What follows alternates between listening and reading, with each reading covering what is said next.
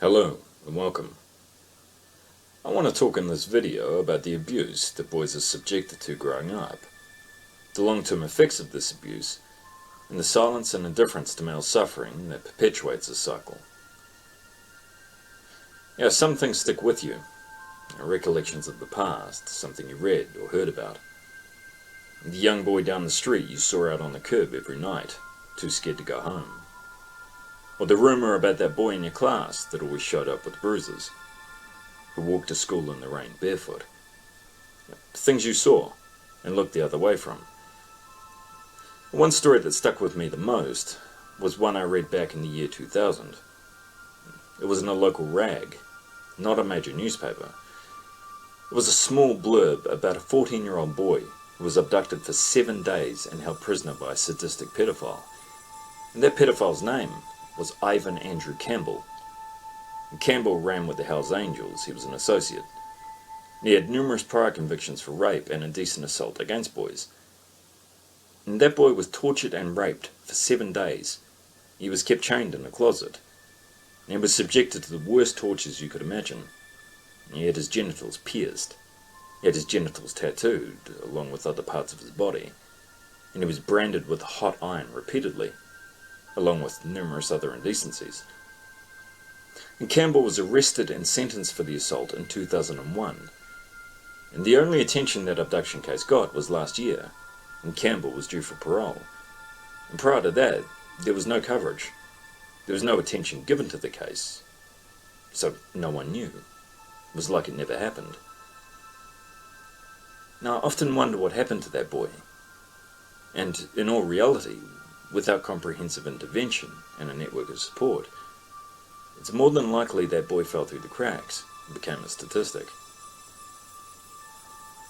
And when we look at the incidence of child abuse against boys, it's very obvious that there's a lack of research and focus on the issue.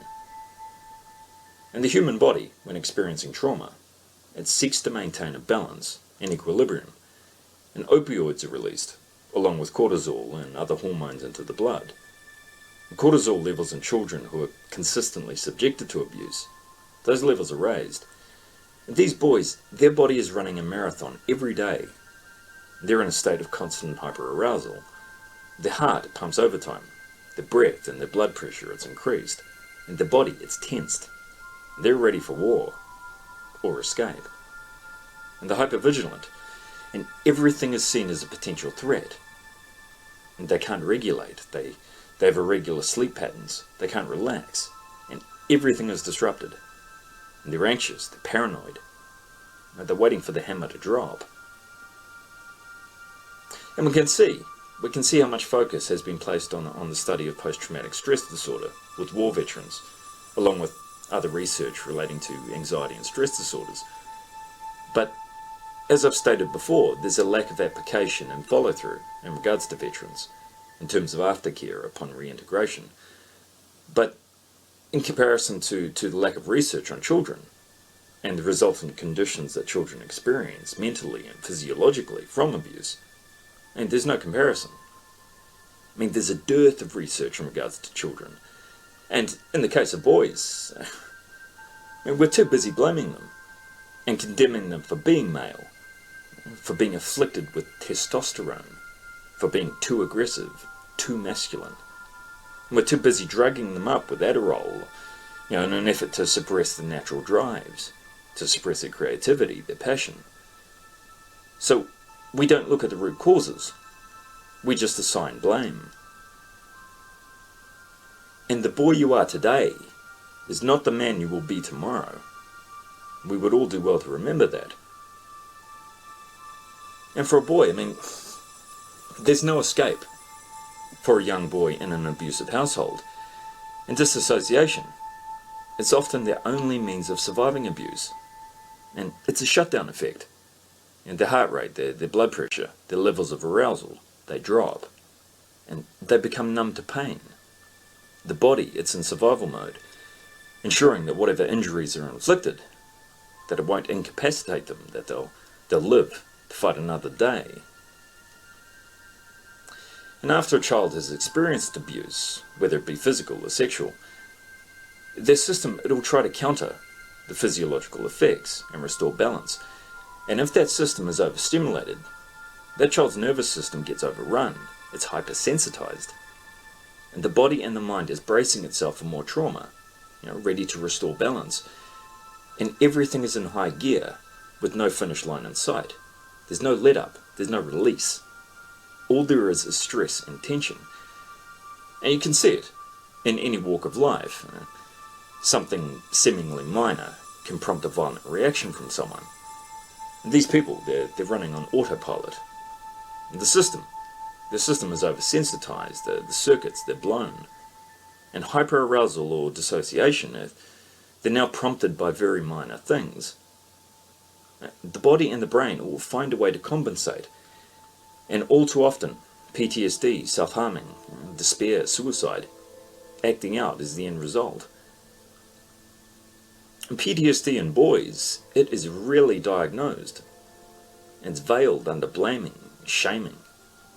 That boy who always spaced out in class, or who couldn't formulate a response fast enough when the teacher popped the question, or the boy who couldn't interact socially, who was socially avoidant, or the kid who reacted with aggression at the drop of a hat for no reason you could make out. Well, there was a reason. And in your experience, looking back now and evaluating those situations, how much compassion or understanding were those boys afforded? How much assistance was offered? And what attempts at intervention were put in place? A young boy in a classroom or whatever gets challenged or is put on the spot. He may react aggressively, and he won't back down or consider other points of view. So what happens? The teacher or the adult, they react with anger or threats of punitive action. And that boy then flips his lid, he acts out, and he's in full survival mode. He's like an animal let out of a cage. His actions then costing him dearly. The end result usually equating to that boy being branded violent or overly aggressive, or charges being laid. What does this lead to? Eviction from his immediate environment. What it leads to is further isolation and punishment for having reactions he's not even consciously aware of. And we never stop to consider that those reactions are coming from a place of extreme fear, based on prior experiences and a lifetime of physiological reactions. But of course, boys, they don't get compassion. All they get is punitive. Now, how many men do you know who, after running their partner over with the family car, or cutting off sexual organs off their partners, or stabbing their wife to death, get diagnosed with bipolar disorder or a dissociative condition? And this goes back to the young boy who was abducted for 7 days and tortured. And I grimace every time I have to make this comparison. But what if it was a girl who had been abducted, raped, and tortured? Would her experience have been relegated to the back page of some local news rag? Or would it have been national and potentially international news? Featured prominently across media outlets with advocacy groups piping up with their 2 cents? We all know the answer.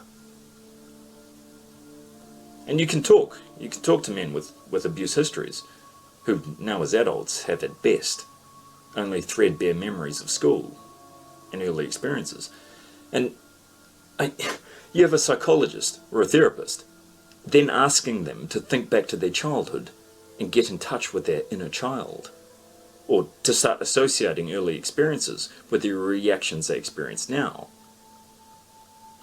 In a war zone, to survive, your body and brain will disassociate. Time and memories, they become distorted.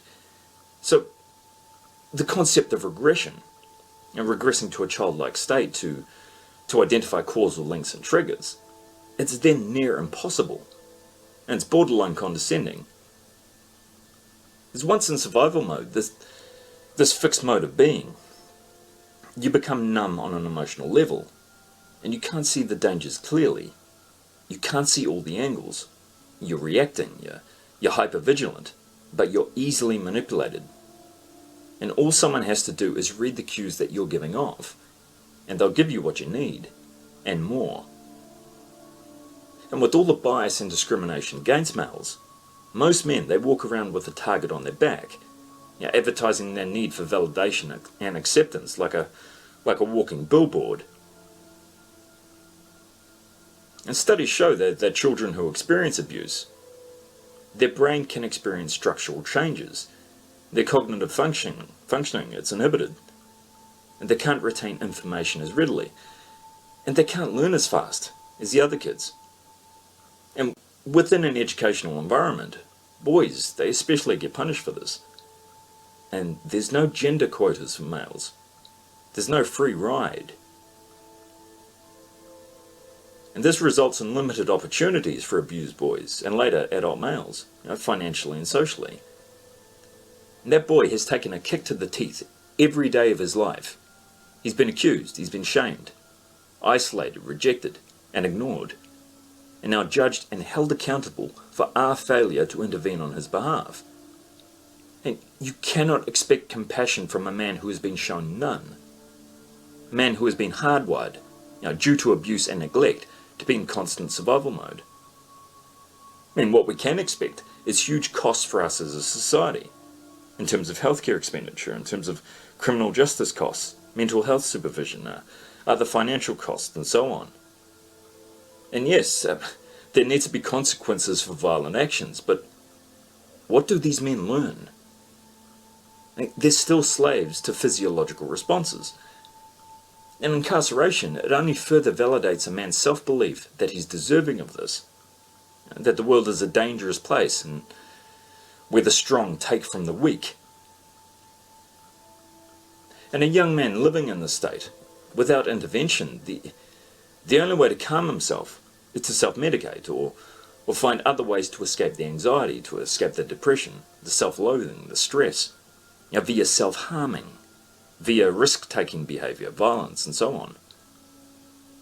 And we have the nerve to ask why males choose more violent means of suicide. And boys who are physically and sexually abused, they're far more likely to take their own lives. And those who are sexually abused, far more so.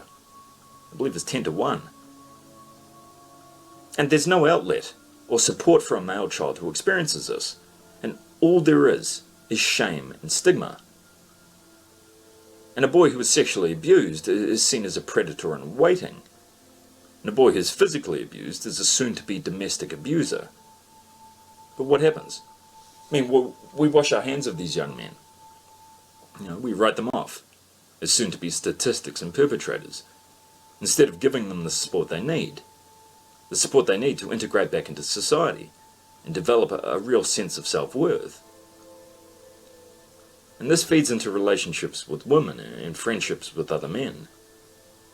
And establishing trust with another person, or fostering a positive sense of self under these conditions, it's impossible. And there is no speaking out if speaking out results in rejection, further isolation and shaming. And there's one thing that we can all universally agree on, and that's that the majority of men live in denial, denying their emotions and denying their needs. Men live to serve. It's what they've done since they were boys. And men, they go their whole lives driven by a voracious need for approval. And a male or a female with an abuse history, they often act out, taking actions that sabotage the giving of that respect or approval, and committing criminal acts, getting pregnant, risky sexual behaviours, so on. It's attention and approval seeking, and it's an attempt to prove their worth, and at the same time push others away, as they feel they're not worthy of love or affection. And it's subconscious, and it makes relationships difficult, to say the least. It makes it rather hard to be intimate with a woman if her definition of intimacy is abuse. And it's the same for men. Males with abuse histories, just like young boys who are passed from caregiver to caregiver, they'll test people, and push, pull, to see if those people can weather their shit tests and will actually stick around. Or will that adult simply conform to what they already tell themselves? That they're not worthy of love. And for these men and women, as adults and teens in relationships, when the other person withdraws or doesn't comply, they feel rage. And you imagine hating someone to the point you want to obliterate them. That's how strong their love is. Those extreme emotions and reactions, they make them feel alive and valued. And if that person can't deliver that, or won't devalue or abuse them, or comply, then that will invoke anger and resentment. They won't feel loved or appreciated. And someone in this state, they will take extreme measures to provoke these reactions. And have you ever been with a woman, and she either said the words out loud or intonated through aggressive or violent actions, that if you loved me, you would hit me? Well, I won't hit you, because I'm not an enabler. Because people this far down the continuum, they're reacting to past events and trauma. And triggers are everywhere. And transference reactions, they cause a man to repeat the same relationship pattern with women. And both partners are then caught in an abusive cycle. And neither are living in the present. And all there is insecurity, paranoia, a desperate need for approval and control. And the neglect the man suffered as a boy, the perceived failures he had in the eyes of his mother or father, their belittling of him, and his need to assert his masculinity after the humiliations he suffered, and his need for approval, the self-loathing he wrestles with, all of this leads a man to the one place he knows where he can find love and acceptance. The mother figure he could never please, his perfect princess who would never hurt him. The one idealized figure that is as socially acceptable to project all his needs onto, where he knows he'll be safe and supported. And he will do anything to prolong this fantasy. And whether a male was a recipient of child abuse or not, the negative messages a male receives growing up about himself and the male sex, and the restriction of emotion and vulnerability placed on him, and the persistent shaming and lack of support networks for males, it will, more often than not, lead him back to a point where he seeks this maternal reassurance. And more often than not, what he finds instead is the same cycle he experienced as a child. The cycle of persistent criticism, the withholding of love and affection, and the same unreasonable expectations and demands placed on him, and finally rejection. His heart being ripped out through his wallet, and his children torn from him. Rinse, cycle, repeat. And you've all met women who are with some guy who treats them like shit. He talks down to them, maybe he abuses them. And you shake your head, you're asking her, so why are you with that asshole? He slaps you around. And her reply is, yeah, but he loves me. And for her, that is love. She can't differentiate. And it's the same with men who have an abuse history. Their wife abuses or controls them. But in their eyes, she walks on water. And this is the basis of attachment trauma. They gravitate to what's familiar to them. And the more abuse they receive, the stronger the attachment. And it's reinforcement of their inner dialogue and their self-belief. And it's disordered. And children, they're dependent on caregivers. And they adapt and develop strategies to get their needs met. And when a caregiver's behavior is erratic or impulsive or abusive, the child has difficulty making sense of it. And this leads to unresolved trauma, which in turn is passed from generation to generation. And in turn, the child becomes impulsive, erratic, reactive. Thinking back on the abuse they suffered when they were children, and especially with male survivors of abuse, they deflect, they reframe the experience. Having to face the trauma from their past, it can lead to severe acting out, as they have no means of regulating, let alone identifying emotions.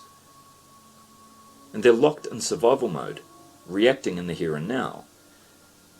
And from their perspective, there is no tomorrow. There's no hope, there's no sense of purpose. And there was a quote by Dwight Sonny Abbott, who spent most of his life in and out of jail. And he was forced into the correctional system at the age of 9. And he wrote the book, I Cried, You Didn't Listen.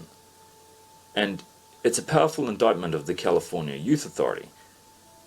And he stated that it's easier to throw away a child who reacts to his abuse than attempt to heal his pain.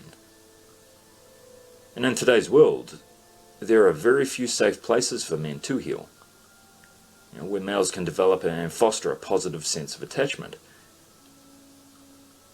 Now, I think of that 14-year-old boy who was abducted, and I want to imagine his life has happiness in it. That he walks through life now with a sense of pride and purpose, and that we didn't fail him. That he's not just another broken boy made of glass. I like to think that.